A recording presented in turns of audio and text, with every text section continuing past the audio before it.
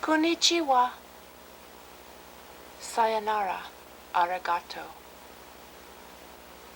Good evening, my name is Shannon Kringen, and this is Goddess KRING, take 687. Goddess KRING, ShannonKringen.com is my online web art shrine.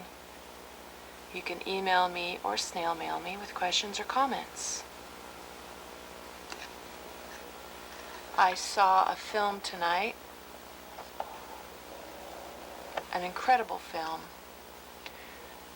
called Lost in Translation, starring Bill Murray and Scarlett Johansson, I think is how you say her name, young actress, who also was in years ago a film called Manny and Lo, a great independent film about two sisters, and the older one is pregnant, and it's a long story, but Manny and Lo is another great film.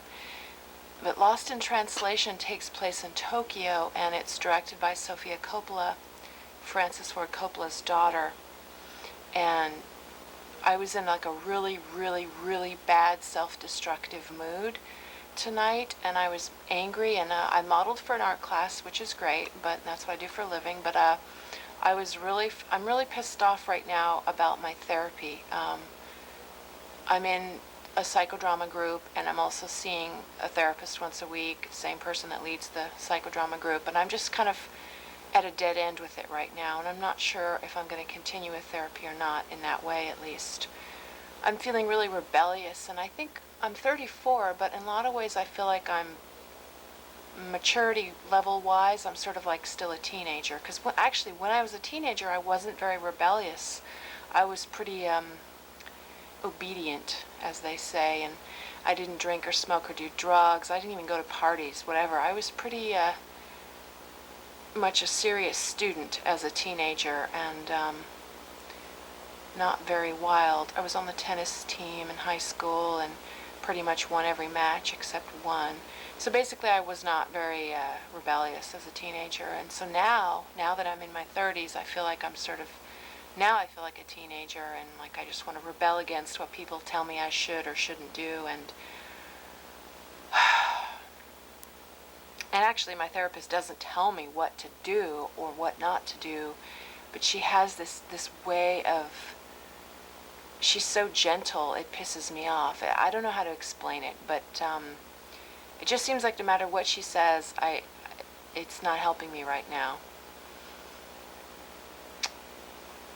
So I saw the movie Lost in Translation partly to get me out of the mood that I was in, and it worked. This film totally transported me. I mean, this is what I think films can do at their best, is transport you into another world. And the film is about an older man, Bill Murray, an actor, who goes to Tokyo to do an ad for whiskey. And I guess he's kind of more famous in Japan than he is in the USA. And then he's sort of in a dead-end marriage too, and his wife and kids are back in the USA, and he goes to Tokyo. And then this woman who's like in her 20s and sort of in a empty marriage is in Tokyo, and they're in the same hotel, and a really fancy, expensive hotel, and they end up running into each other many, many times, and they sort of develop this relationship, just a friendship, platonic, but there's this really strong, easy, natural connection. And actually it reminded me of a real experience that I had. Actually, even the actor Bill Murray even looks like the man that this older man, photojournalist man that I interacted with a couple years ago, and we went to Las Vegas a couple times to Comdex and the Consumer Electronics Show, and I really felt a strong connection with him. It was so easy being with him, but he's married, and so we never like got together romantically, but I had really strong feelings in my heart for him, and I think he had some feelings too, although he wouldn't talk about it. But long story, but it's just an interesting coincidence that Bill Murray looks very much like the man that I met in real life. That it was just a similar kind of chemistry scenario thing going on there, kind of unconventional, and just this connection that these two people had, and how easy and natural it was to be with each other in the film. And they explored that, and there's all these really lovely scenes in the film of Tokyo. I would love to go to Japan someday. And there's just beautiful, the film is not overly Hollywood done. It's kind of simple, and there's all these great shots of each actor, Bill Murray and Scarlett Johansson, just like sitting alone, like in the bathtub, separate, and just sort of contemplating and thinking, and real quiet, kind of quiet scenes of them. It's hard to explain, but the film just cast a spell on me, and it's real dreamy and bittersweet, actually. It's not a corny Hollywood love story at all, but it's very bittersweet, and the ending is great because I won't give it away, but it just kind of implies different things, and the audience kind of gets to fill in the gap there. They leave a question about something towards the end. Very interesting. And so I'm still thinking right now about the characters and wondering, what happened to them. The characters seem very real to me, and I love film. I kind of live for music and movies and art, and like that new actor friend that I met that knocked on the door for an audition, and Christopher Walken answered the door because Christopher Walken's wife is a casting agent in New York, and she used to work out of her home in Manhattan, her brownstone, and now she has a different office. But my friend's agent sent him to that place. Long story, but it's just, I don't know, it's just interesting and fascinates me, and so I'm in a better mood now, although I felt like awful earlier and like sort of hopeless, because it's like I need support from other people, but when people try to give me support, I just push them away,